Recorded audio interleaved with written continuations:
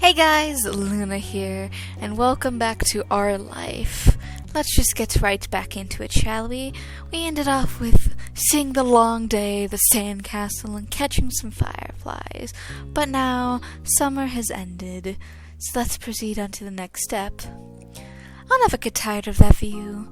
You stood beside your moms and Lizzie as the four of you watched the sun dip into the ocean somewhere far, far away. You like to imagine it cooling off in the water, resting itself before getting ready to shine brightly again tomorrow. That was a fun day. I didn't know they had magicians on the shopping street now. Neither did I. Oh no, we are so dull. Let's get out some more. You didn't do real magic, Mom. How do you figure that one out? Duh. 'Cause I know. That's not what real magic looks like. Oh, Lizzie dear, there's all kinds of magic in the world. Lizzie gave Mommy a suspicious look, but didn't dispute the claim. Well, we can't sit here all night. Time to hurry home and get cooking. Who's helping with dinner? Lizzie immediately let out a groan. Ugh. Mom, someone's almost over. The protest was obvious. You could practically see school on the horizon. You certainly didn't want to spend your last bits of freedom cooking dinner. You could do that any other day. Please, can we just play a little longer? Mom looked down at you with a sigh and clasped your hands together to give your plea some extra appeal. We'll help with dinner tomorrow. You immediately nodded in agreement, and with the very clever offer, shifting closer to Lizzie since your parents can't possibly resist the power of the two of you combined. Please.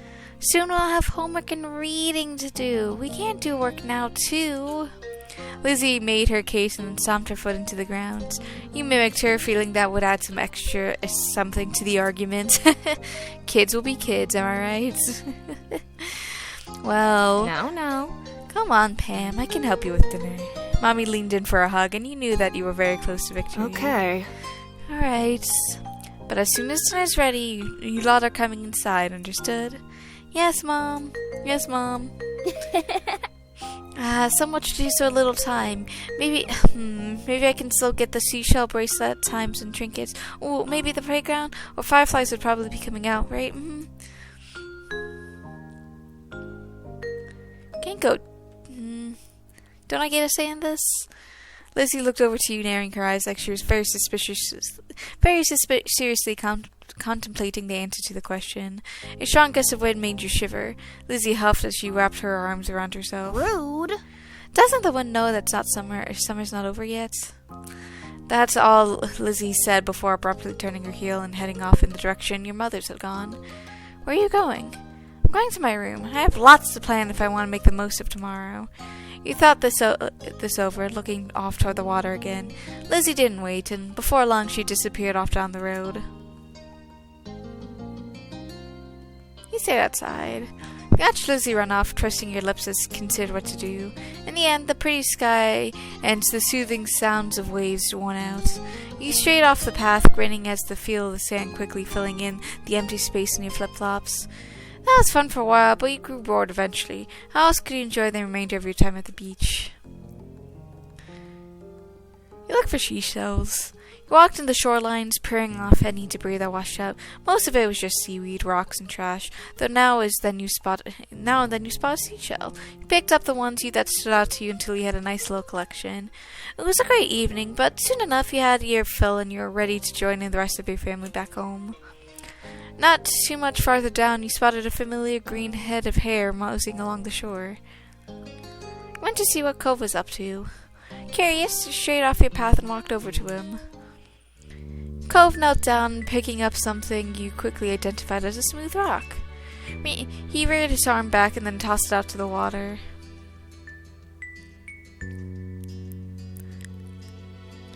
You're impressed with how far he got it to go. It sailed way out into the sea. So, what are you doing? Cove jumped a little and he let out a small giggle.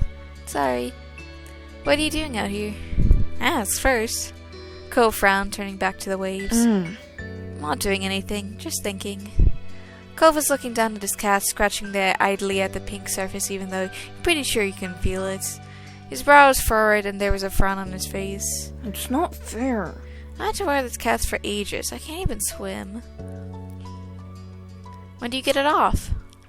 Cove shrugged and didn't say anything. For a second he thought maybe he didn't know, but finally he sighed. A few weeks. That's not very long at all. It'll be off before you know it. You offered a smile, but Cove wasn't looking at you. Cove let out a huff, plopping down on the sand. I can't believe summer's almost over. He sat down next to him and nodded in agreement, regardless of the sudden topic change. I don't want to go to school. I mean, I would. I don't want to go to a new school. I think they'll be the same school as you and Lizzie. My dad said something about that. So why don't you want to go? It's nice as far as schools go. You only ever been to the one school, but you were sure that his old school couldn't have been that much better. But then again, he did have to make new friends and meet new teachers. It could be kind of scary. Cove shook his head and then wrapped his good arm around his knees as he drew them into his chest. You heard the sniffling sound, and when you took a good look at his face, you realized his eyes were red. I want to go home. Aw, poor baby. Like, I wish I could help. You weren't sure what to do. It felt weird just to leave him here crying, but what could you say that would help? You frowned a little, starting to stand. Oh, okay. Bye-bye then. Cove gave a head and small shake. No, I want to go back home. Right. Cove wanted to go back to his old home, the one that sat waiting someplace far from here, the one he would bring up wherever he felt sad. It had been a while since he moved in, but he didn't seem to feel any better about being here. You settled back down into the sand, trying to consider what to do. Do you hate it here? Cove's brow furrowed even more. Then he shook his head. You're not gonna leave, right? You'll still be around? That question was a little surprising. Of course. Your parents would have mentioned if you were going to move or something, right? After a second, Cove gave a little nod. Once I get my cast off, we could go swimming. You're fine with him changing the subject again. Yeah, that would be fun. Cove smiled, then looked back to the waves. My dad keeps saying I'll get used to everything eventually. That'll feel better then. It used to make me angry. I didn't want to get used to everything. He spared a few glances over to Cove and saw the anger had slipped off of his face in favor of something almost puzzled. But maybe that would be okay after all. As long as I really do feel better. I can't see it. The two of you sat quietly, just taking the sounds of the waves. Lost in thought, you started a bit when you heard a faint, familiar sound, the sound of your mom shouting your name. You looked over your shoulder, realizing it was probably time for dinner. Had you guys really been sitting out here that long? You stood up and dusted the sand off yourself. My mom's calling. It's time for dinner. You should come. Cove looked up at you, expression screaming reluctance, yet ultimately, okay. When you smiled, Cove returned with one of his own. But the two of you couldn't stay here on your own little world any longer. You were being called forward. So the both of you ran off toward your house, leaving the waves and summer behind.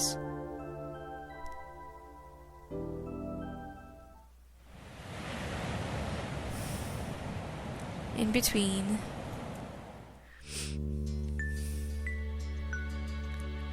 Yeah, this is still fine.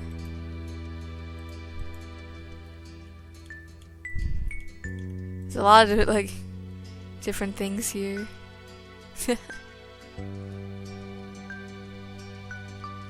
Voice names.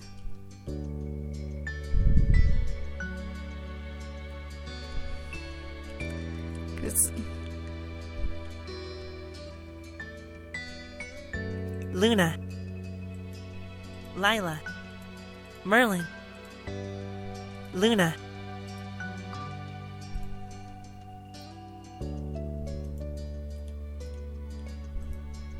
Shakira, Serena, There's a lot of names here. Runa Lucienne, There's a lot of different names here. Zoe, Violette, Vincent, Wistera. Wistera? That's such an interesting name.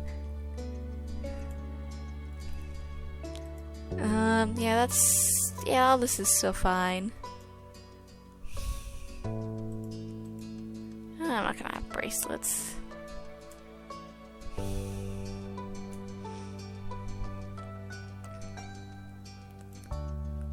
So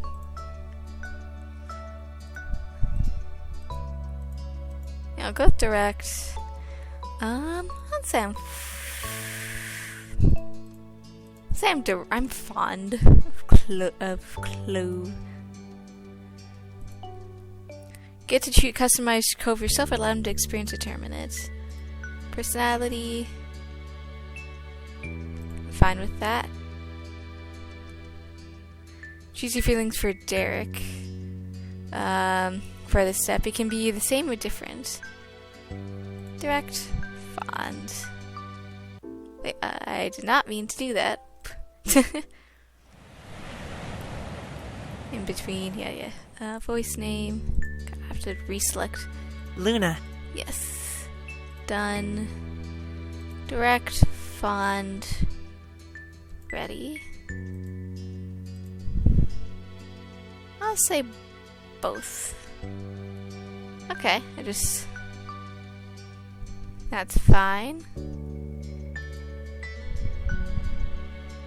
PJs, that's fine.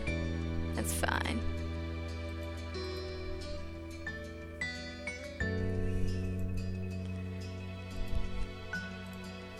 Direct.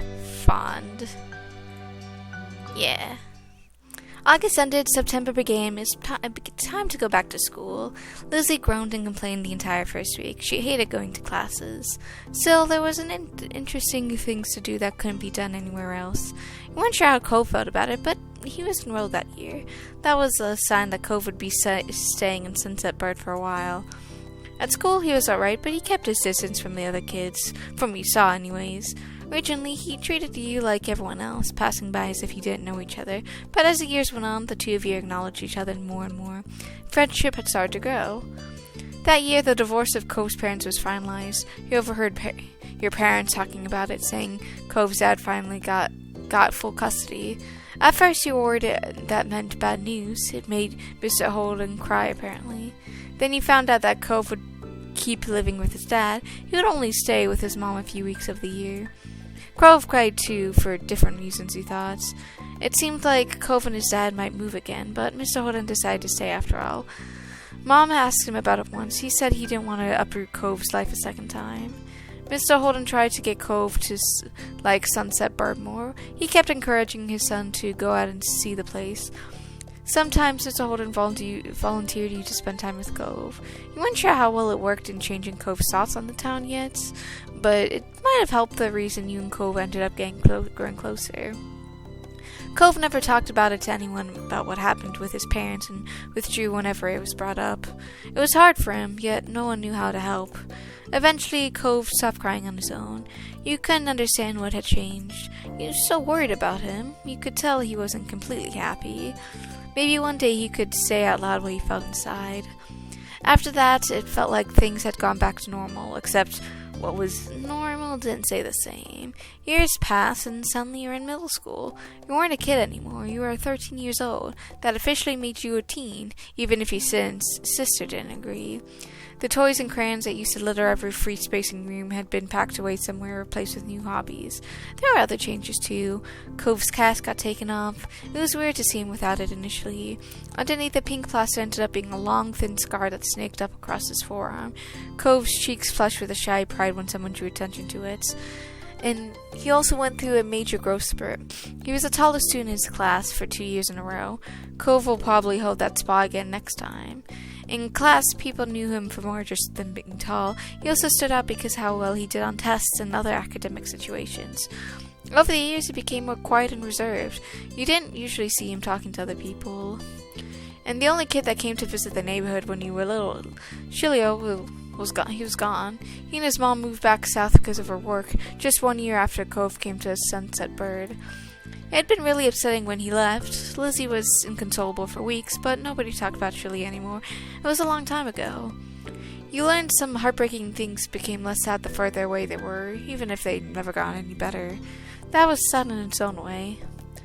Things at home were different too. You still lived in the same house and all that, but it wasn't how it was before.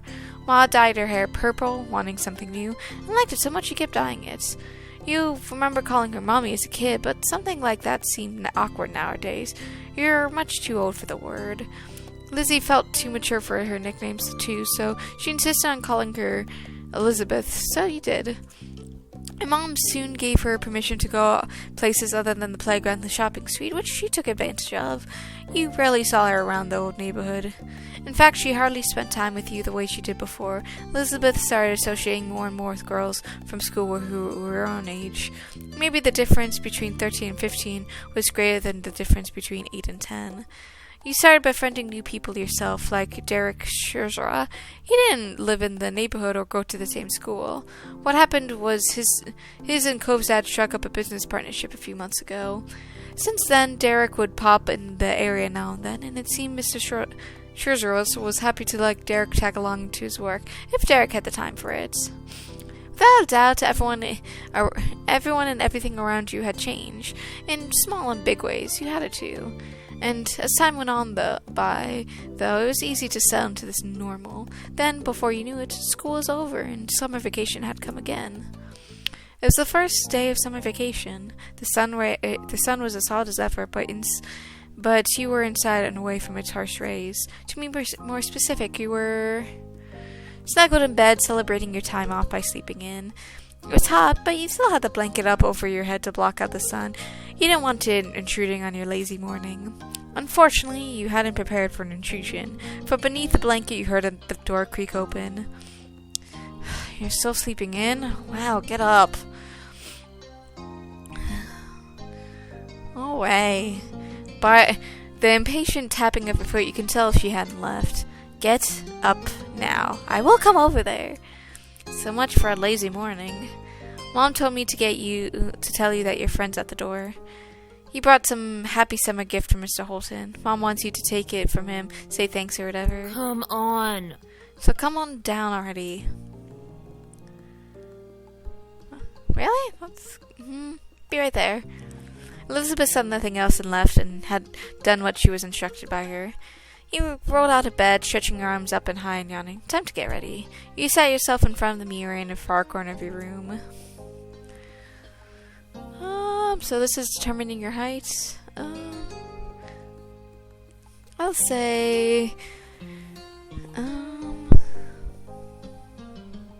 your reflection went over the...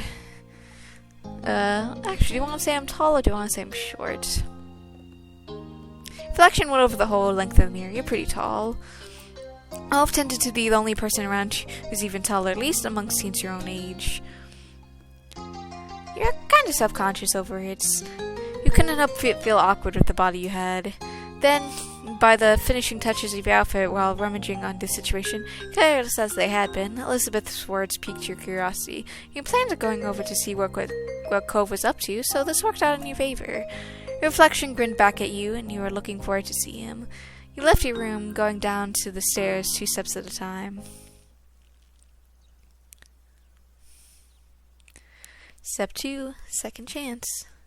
You spotted Mom first, reclining on the couch. She held a magazine in your hands, which she was perusing through. Morning, Mom.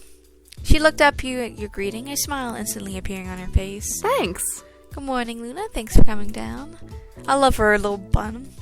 Ma's at the door with Cove. He can't stay over today, unfortunately. Why don't you go and thank him before he leaves? You nodded and made your way over to the front of the house.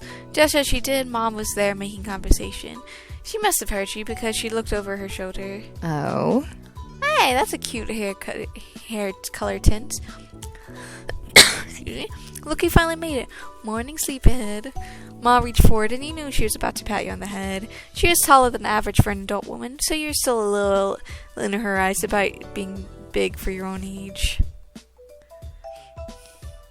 You happily let her do it. That type of small affection exchange was nice. She placed the whole of her hand on the top of your head for a second before lifting it back up. Ah, the last one down today, you know that?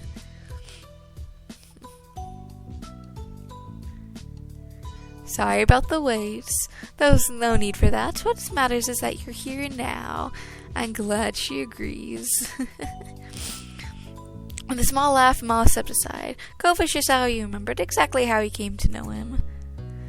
He leaned uncomfortably to the side in the doorway as the longer strands of his hair idly drifted with the breeze. Adorable.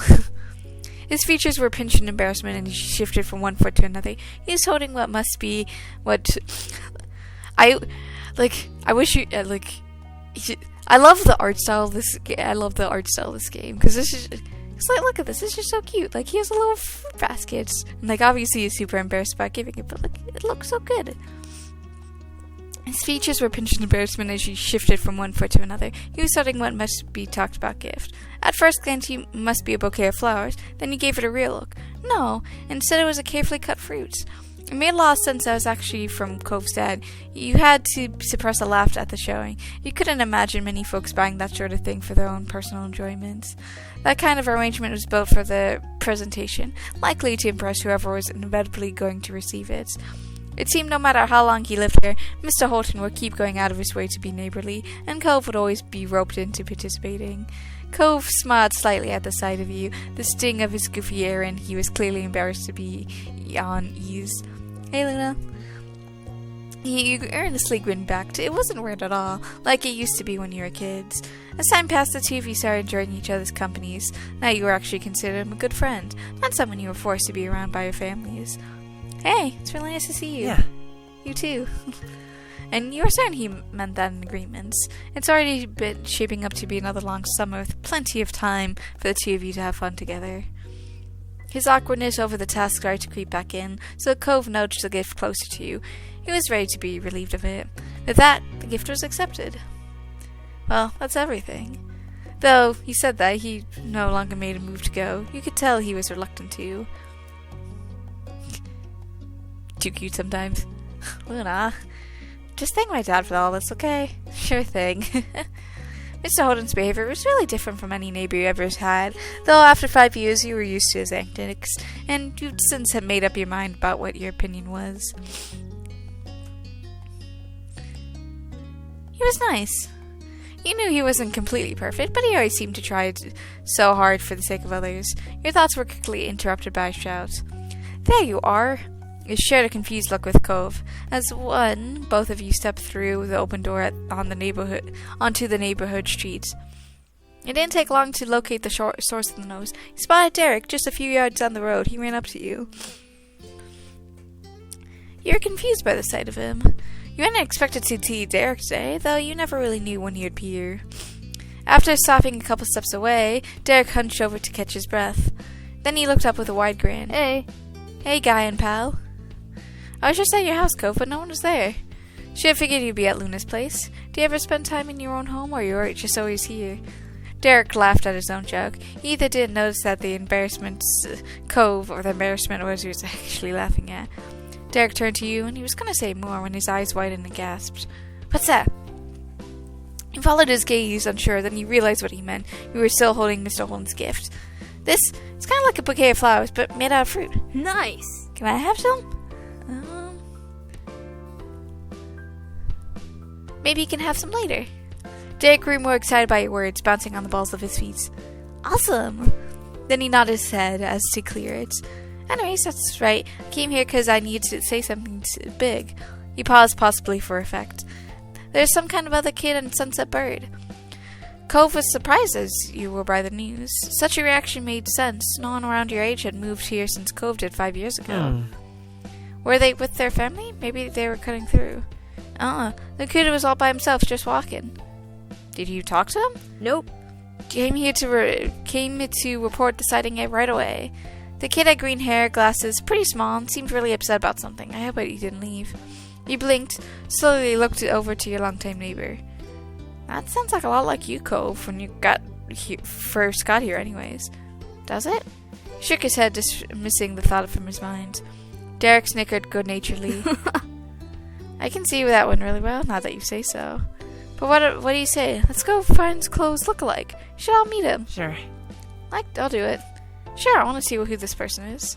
Derek grinned and pointed down the street the way he came. Last I saw him, the mysterious visitor was going in this direction. Nothing else needed to be said. 3 of you were off, with Derek leading the way. Derek brought you to the playground, and as a trio, you made your way down the shore to the playground.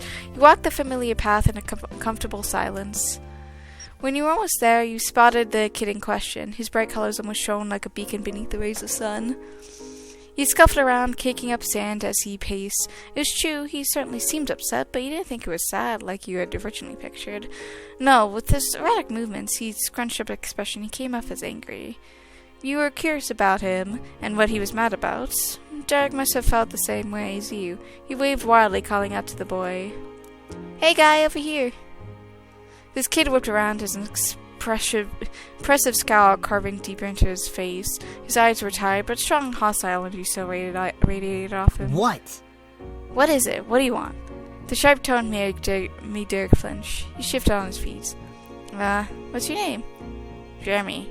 Was that it? No. I'm Derek. This is Luna and Cove. We were just walking around and saw you. We wanted to say hi. Not a lot of kids are our age in the neighborhood. Yes, it's cool to see someone else here.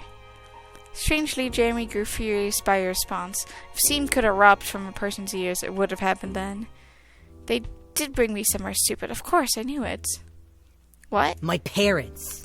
They're the ones that brought me. I didn't walk to this town. Can you not figure that out on your own? Right. My dad brings me to Sunset Bar too when he has to come for work and all that stuff. It's not bad. That earned a glare from Jeremy. Derek winced beneath it, glancing away. It was a struggle to remain friendly with this Jeremy guy. I wouldn't come here for a real vacation, probably, either. That's an understatement. This doesn't count as a vacation. It's a waste of time. A chore. My parents' family's nearby, and we just had to come to see them. Ugh. If they're your parents' family, doesn't that make them your family, too? I guess. That's a pretty good reason to come by. Did you want to go somewhere else? No. Jeremy crossed his arms with a huff and turned away. They should have gone by themselves since they care so much and left me home, but I'm not allowed to be by myself. It makes no sense. They're the ones who don't know. They're the ones who don't know how to do anything, and I'm the kid.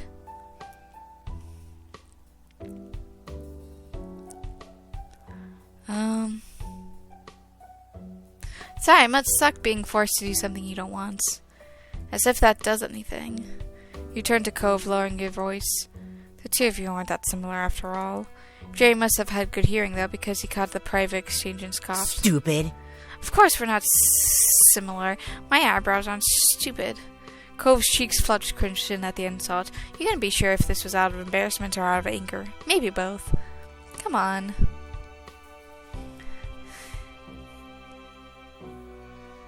Apologize to Cove. You can't treat people like that. Cove smiled weakly. Okay. I'm sorry your eyebrows are so terrible.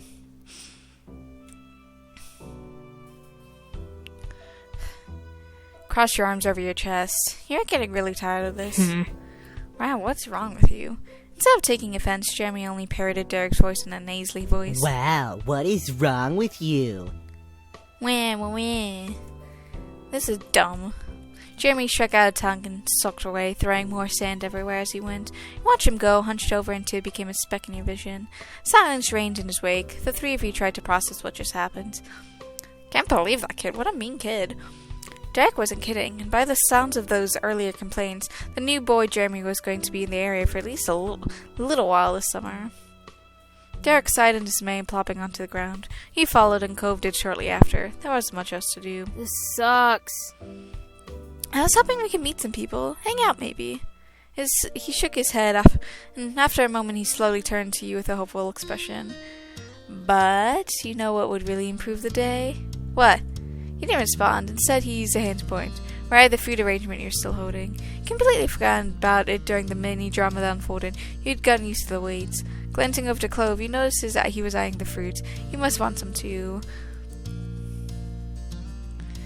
Why not? Let's eat. Derek perked up immediately at your words. He reached out for his skewer, hesitating slightly once he was inches away. Are you sure? He nodded. With an eager grin, he plucked out a prime row of fruits. Cove grabbed one for himself. After him, only you were without a skewer of your own. I'm gonna take a strawberry one. The first choice was a bright red and beckoning you. It was obviously first choice. Derek ate pineapple skewers enthusiastically, finishing within moments. Amazing. Cove continued munching on his, making a small noise with his mouth full. Hey, you two remember the land before time? The fruit thing makes me think of it. The dinosaurs all like the leaves that are shaped like stars. Tree stars. Yeah. Yeah, jumping leaves looked so delicious when they did it. And there was a scene with the pretty trees and all the dinosaurs came in and picked everything off them till there was nothing. That's us right now. Awesome.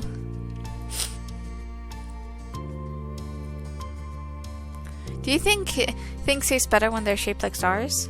He snickered. And everything, but it probably helps. The three of you continued like this for the next few minutes. Eventually, the display was barren. It looked weird when it was devoid of fruit.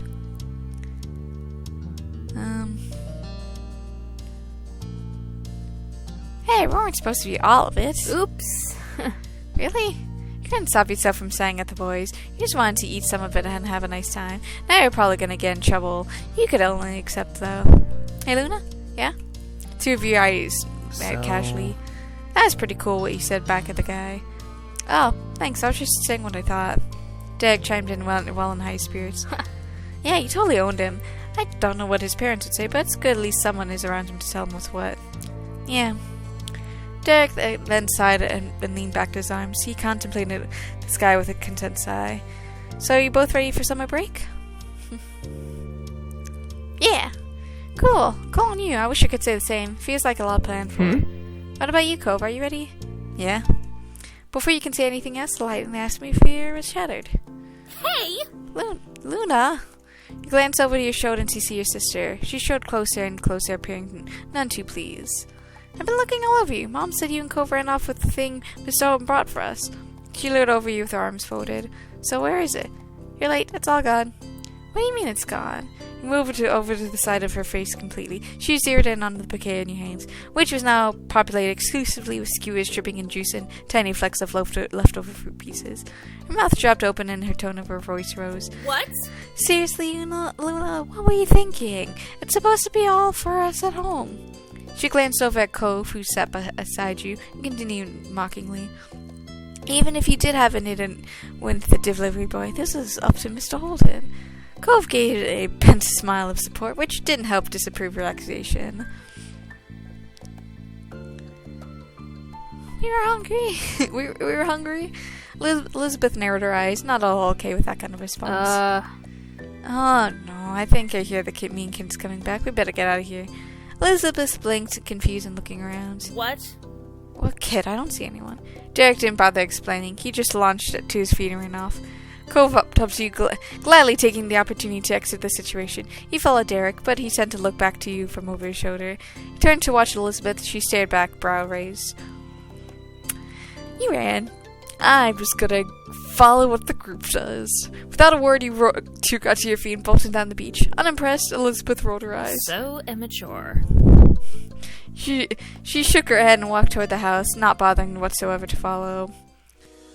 Meanwhile, the three of you made it back to the shoreline. Derek pumped his fist, grinning in triumph. We escaped and shall live to see another day. Mom's gonna be mad when Elizabeth tells the story. So worth it, though. You chuckled together, walking further down the beach, side by side. You definitely wanted to stay outside a little while longer. And you got a bit of scolding from your moms for not saving any of Mr. Holden's gifts for Elizabeth, but you didn't get any real punishment for it. Instead, while you were out with the boys, Elizabeth returned home to share the news. The three of them went to get dessert on their own. It was declared even by your parents when everyone got back and the event was settled. After that, Derek had rejoined you in the living room. He elected to stay outside for an extra time so that you could face the potential scolding from your parents without him witnessing the embarrassment. Derek is a kind of guy you can count on. The dust had settled from the prior events and your moms went back to their room, so Derek was just taking it easy until his dad arrived. Mrs. Cesar was meant to be there and he meant to get Derek. Derek preferred not to sit, instead take long, lazy strides in a circle around the edge of the rug. Hands behind his back and head angled to the ceiling, Derek looked like he might have been puzzling out a crime. He probably made half a dozen rounds when a solid knock struck your front door. That stopped Derek in his tracks. Dad's here. The both of you had stepped toward the door in unison. You arrived first since you had half a room head start. When you pulled open only a crack, someone zoomed in past you. The breakneck flash of a human was still entirely recognizable. It was Derek's littlest brother, Nicholas I have no idea, but I'm still struggling with the last name, but cute. I like the hairstyle. You shouted triumphantly. We are you. He was only 6, the tiniest kid around. Hot on his heels came in the middle son, George. Nicholas. We have to stay in the car. We're going home. We're not here to play. He was 10, and his patience was being tested. The youngest one was frantically shook his head. It made his hair even messier than it already was. Nicholas' hair was as wide as free as he was. Hair clips in his parents' minivan couldn't contain the energy. Which might have been surprising considering he loved cars enough to wear a shirt covered in them. But he knew Nicholas loved Derek even more. Staying right where he was inside your house at even his older brother's side, Nicholas gave Derek a hug. Came to get you. Doesn't really look like a guy. It looks more feminine, but Derek bent down to scoop up Nicholas in his arms. A fond squeeze, though he kept his face tilted up to make eye contact with George. Hey. Hey, bros. Aw, they look nice. I really like the dress. The dress looks really nice. Side by side, Mr. and Mrs. Suzanne tailed in. The resemblance between the parents and the children was clear. Derek and George were splitting images of their father. George was even sometimes called Junior while Nicholas was a mommy's boy. Good evening. Good evening, Luna. Hello.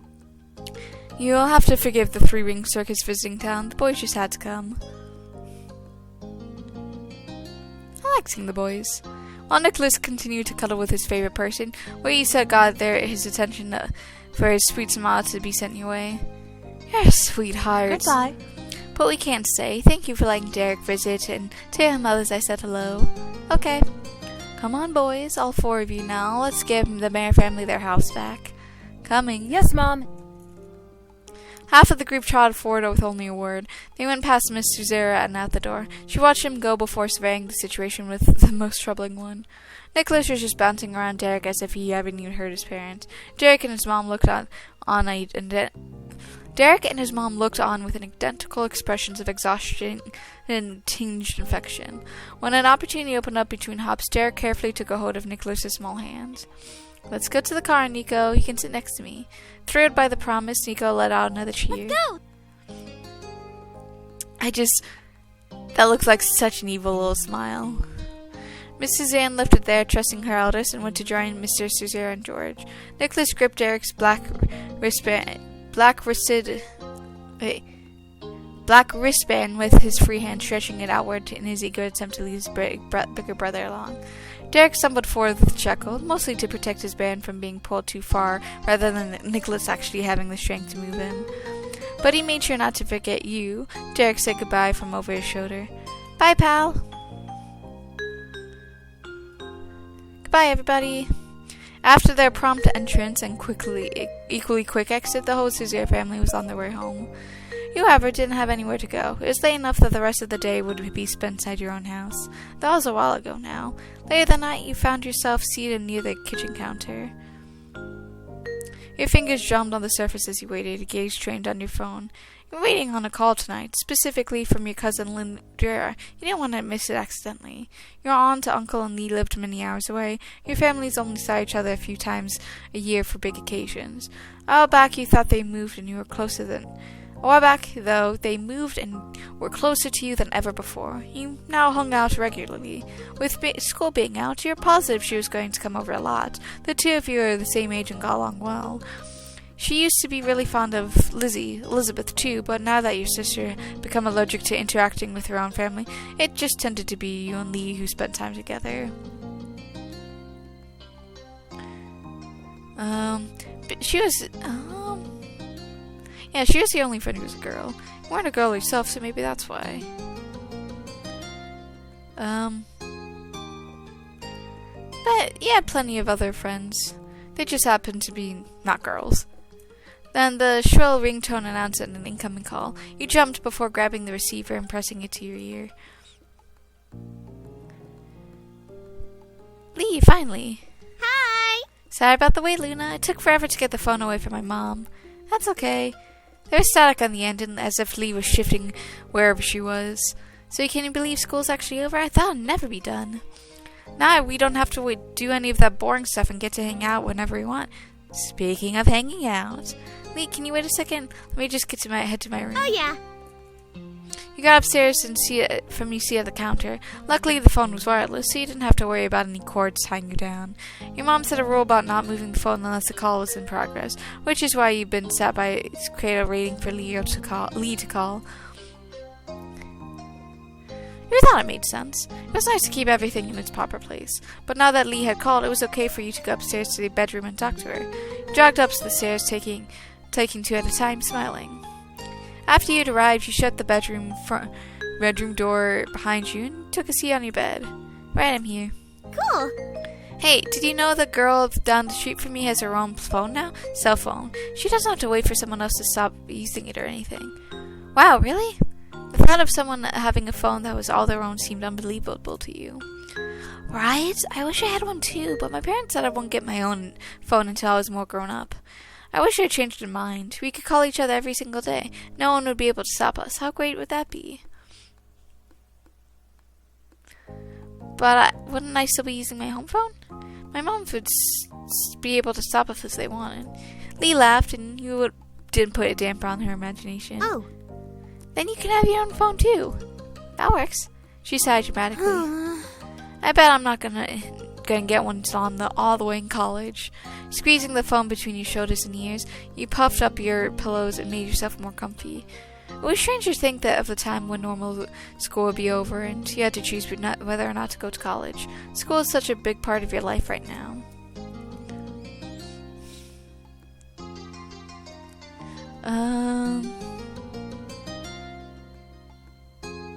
Everything in your classes came easily to you. You sucked up information as naturally as a sponge absorbed water. You had to worry about school being hard for you. You hope to do just as well this year, but it wouldn't be a big deal if they dropped some. You had a positive record. It wouldn't be worth to stress over every mark. Yeah. You tried to sound engaged, but you knew your mind had to get back to school despite the season. Lee knew you all too well to be fooled. What's up? You sound spacey. What's up? Just thinking about school. Lee groaned. Are you thinking about how we don't have to think about it because it's summer? That's what I'm doing. Come on, sounds scary to think about. No matter how much you wanted to enjoy your free time, the creeping dread of knowing that it would come in and was always there beside you. Get what you mean. Though I guess school isn't all the way bad. You can do some good things there. You just do more when school's out. Learning new things can be cool. I just wish everyone did okay with how they taught the things, not just some people. Me too. And it's the easiest way to hang out with people not in the neighborhood. If I didn't go to school, I'll never meet anybody new. No one ever really comes through here.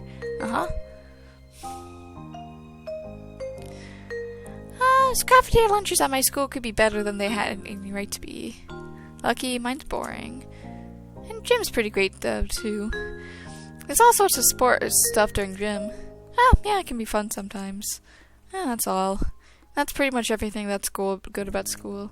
Okay, point taken. Right. Now I decree the top of the school is officially closed.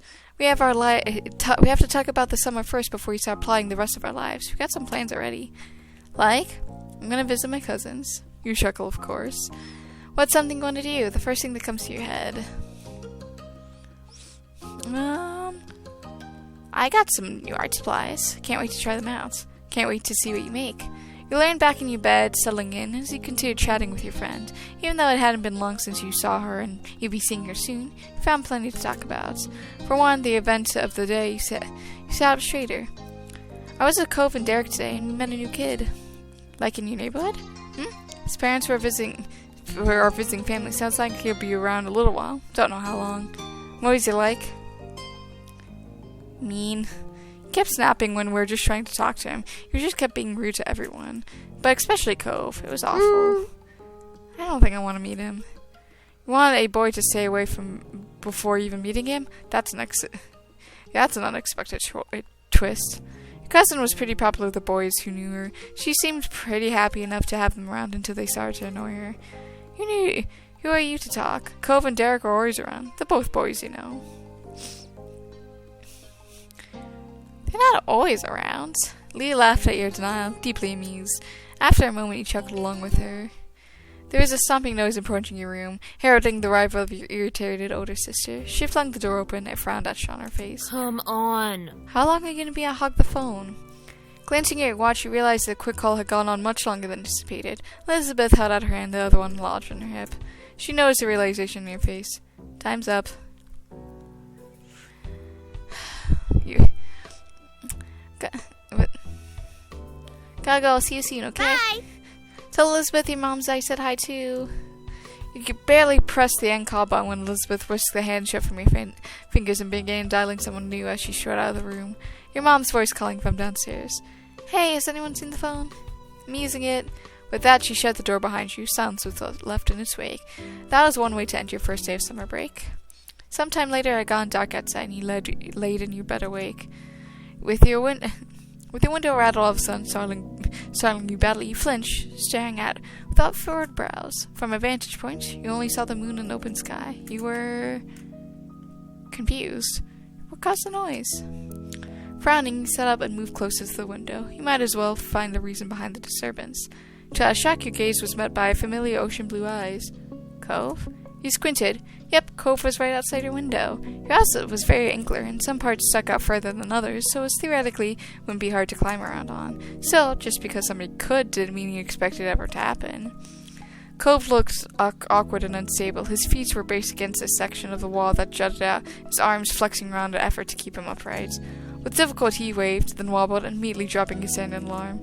You hurriedly opened the window. Cove scrambled inside, nearly falling flat on his face, but he was able to right himself in the end.